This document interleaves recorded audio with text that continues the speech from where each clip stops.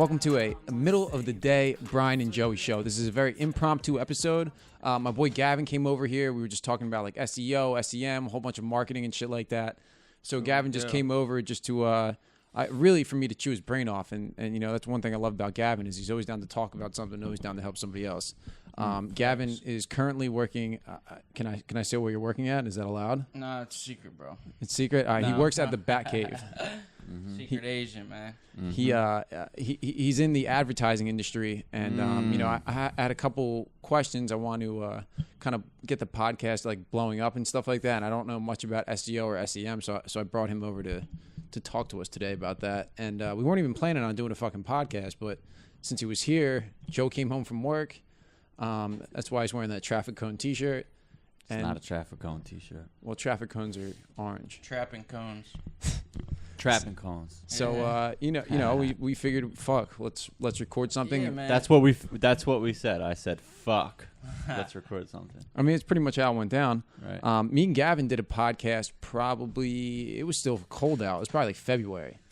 I think it was like the third or fourth episode I did. Third floor, Oakland Ave, nostalgic apartment. Ooh, wow. Yeah, I remember that spot. Yeah. It was a while Oh, wait, back. no. I don't remember that spot because I've never been there. No. You've been on Oakland Ave, though. Oh, yeah. He lived right in the building next to where you used to live. Oh, that building. Yeah.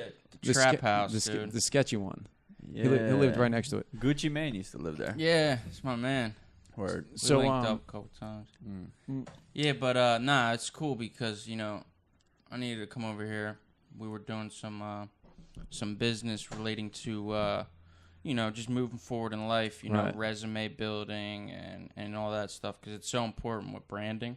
You know what I mean? Branding is like, you know, it's what I do as far as my job. And I was just explaining to them the dynamic behind, like, you know, the future of technology and where it's going.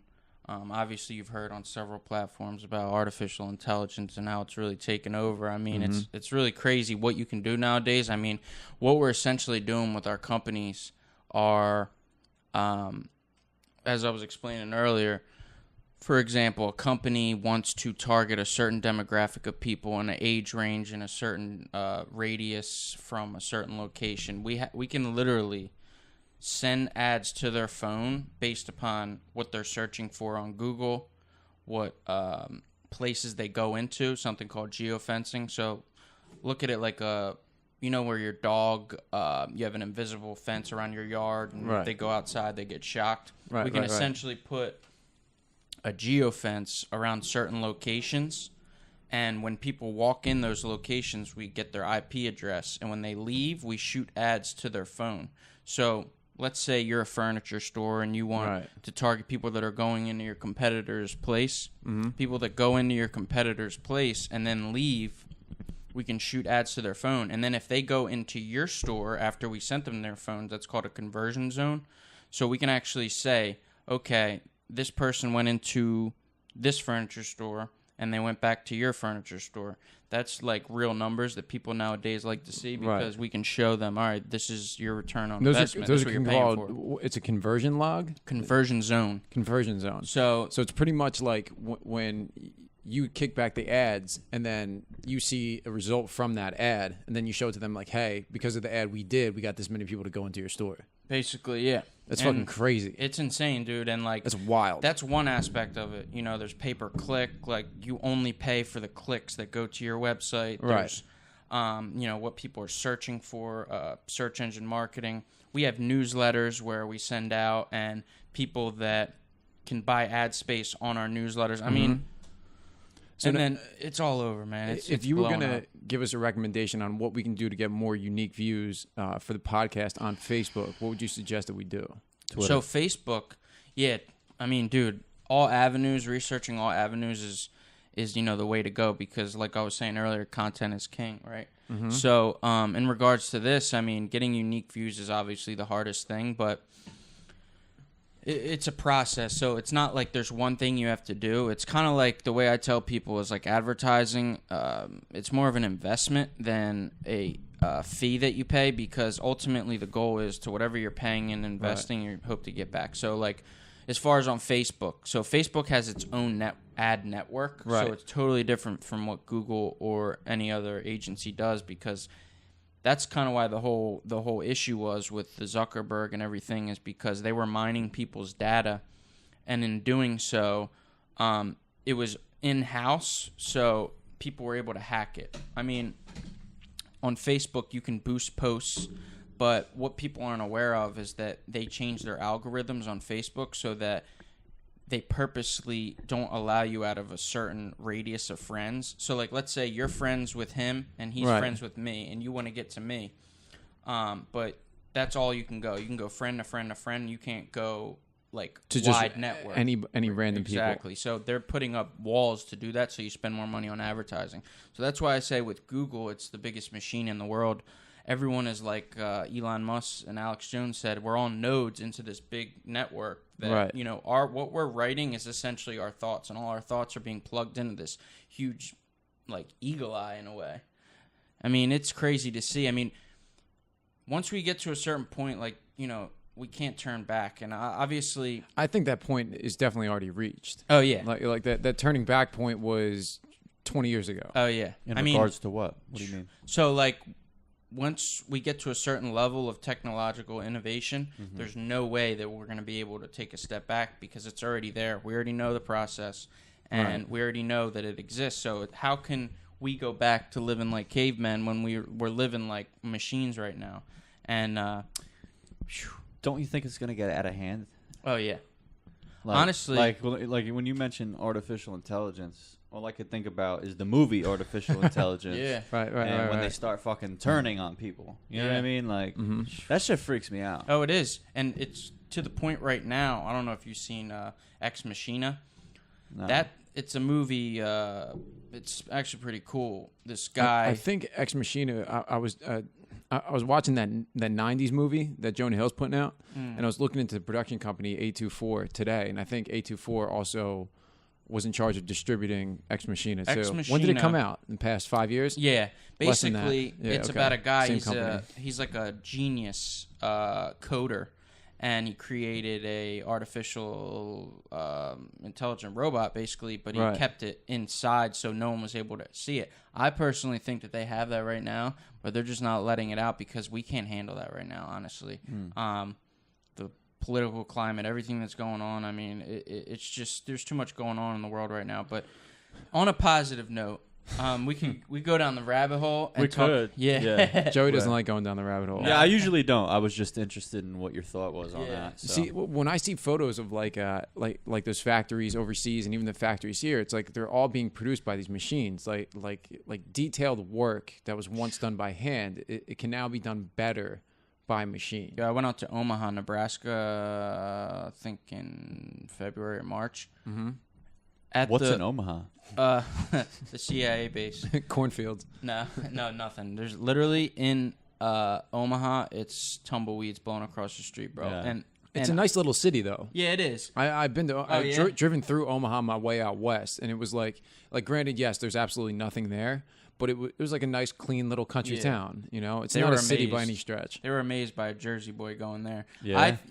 Dude, I didn't think that I had an accent, right? But you go to places like that, and they're like, you know, you're speaking a different language. It's actually kind of funny. And the tempo is probably much faster too. Where, out there? No, here. Oh, yeah. Out there, it's like, you know, they're like sloths, dude. And I'm like, let's go. Where's Nebraska on the map? It's smack dab in the fucking middle. Yeah, bro. So above Texas. Yeah.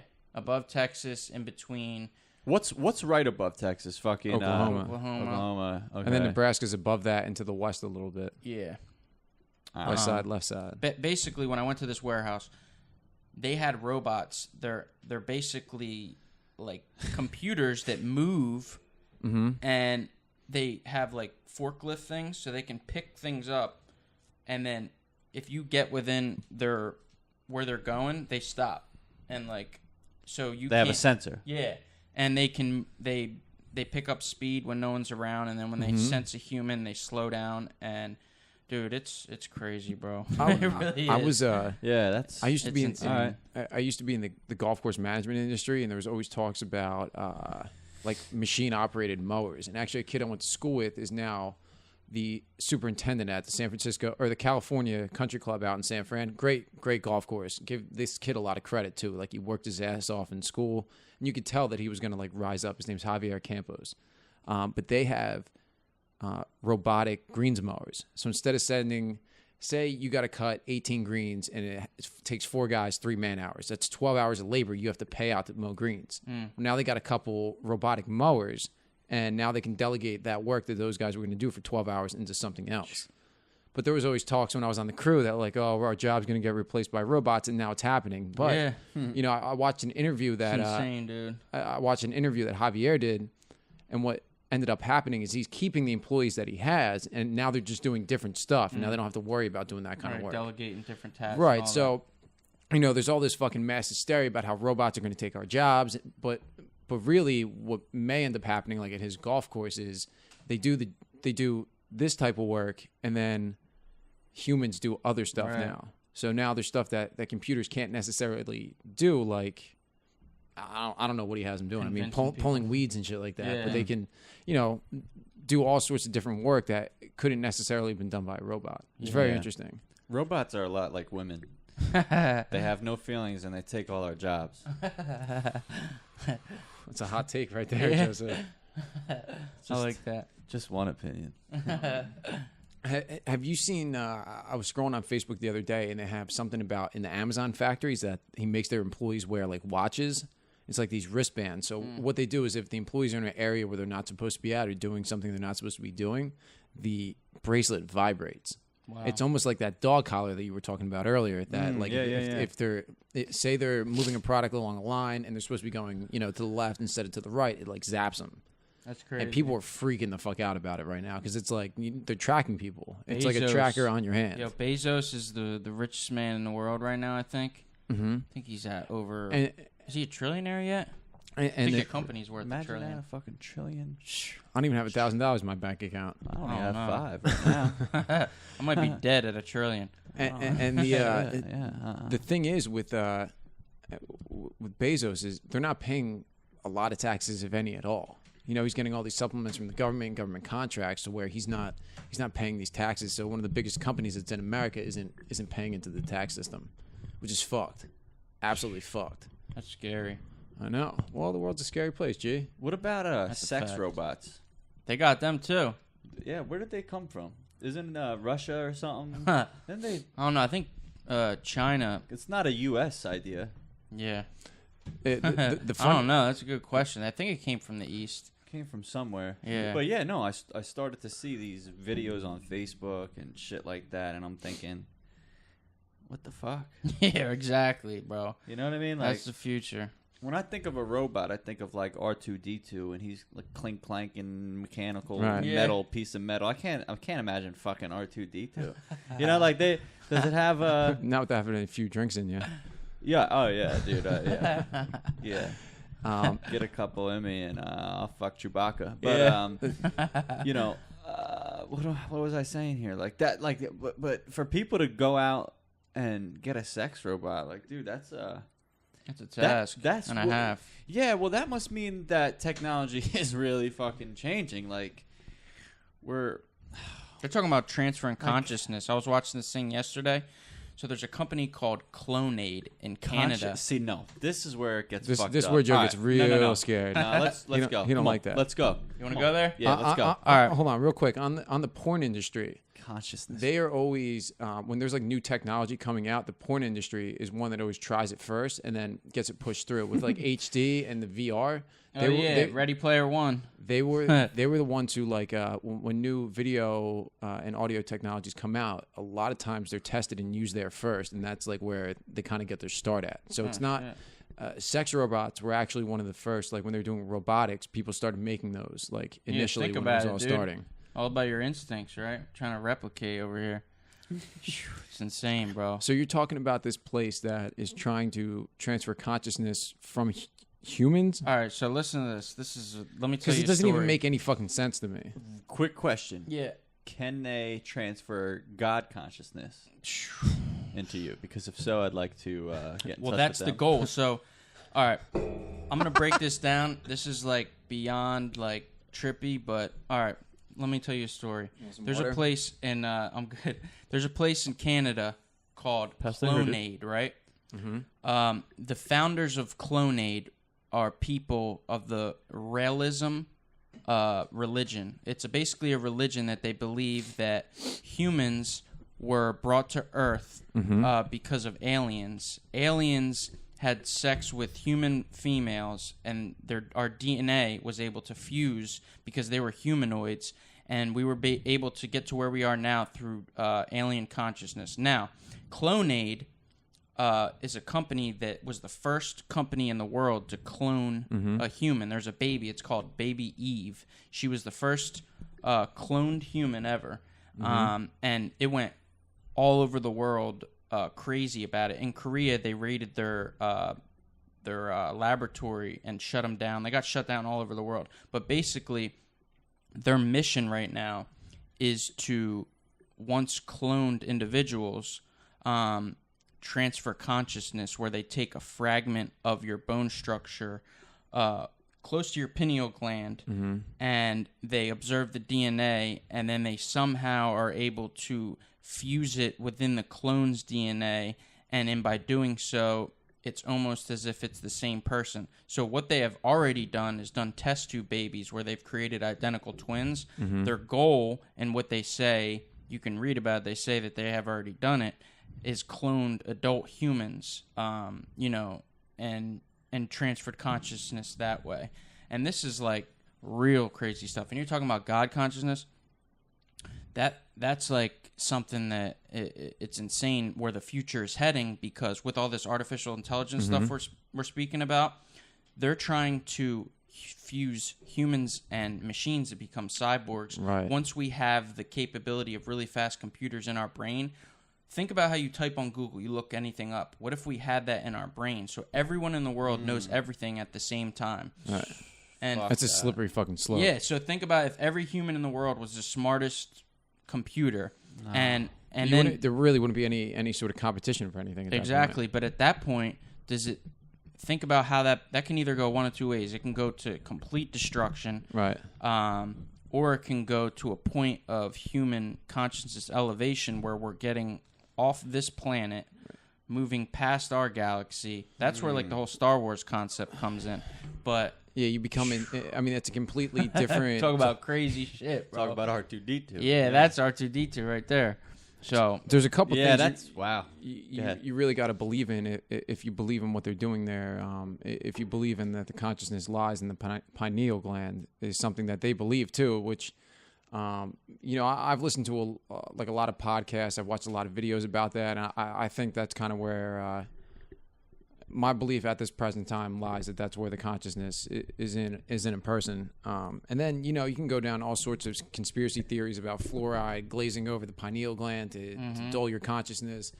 But it's crazy to me that this group of people has enough money and is getting funding from people to like start something like this, and not even start something. They have from what you've said, like a full-fledged business about it already. Oh yeah, they're already into it, and they actually talk about the most elite individuals in the world, like the billionaires are trying to separate from regular humans in this way due to trying to utilize this consciousness. So on another note, think about this, like how I think about, you're talking about the God consciousness in relation to the whole artificial intelligence, how we're all nodes into big Google Eye.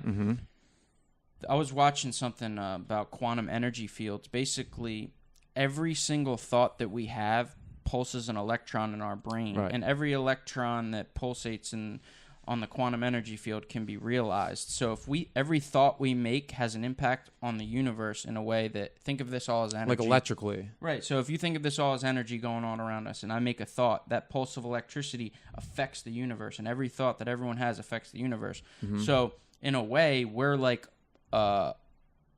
pulsing into that Google Eye, which then could be looked at as the quantum energy field that already exists.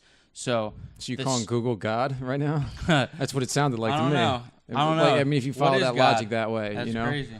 And this is, in a weird way, this is how I make the same argument against people who don't eat meat, right? Yeah. So what people say is that, it's inhumane to kill animals, blah, blah, blah, blah, blah. Everyone knows what that argument is. I'm not going to go through it right now. So what I always say to people who say that, I'm like, okay, what does your diet consist of? And it's always plants, right? They say, well, and I say, well, you don't have any problem killing a plant, but you have a problem killing an animal. Right. Right? They're like, yeah. I'm like, well, the same thing. Our thoughts are movements of electrons, and plants and any other living organism on the planet, it's all movement of electrons. Right. And that's how animals get their energy, is from eating plants. And if that's how we get our energy, because we eat the animals, they eat the plants. Right. It's the same thing. It's the same exact thing. But what I always get in an argument with is that people, put emotions and feelings into animals, and we can't do that. Right.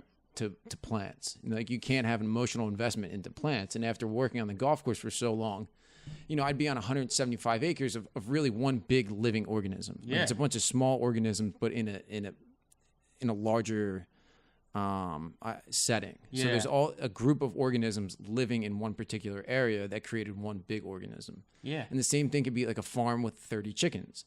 A farm with 30 chickens is no different than a golf course with 10 zillion blades of grass.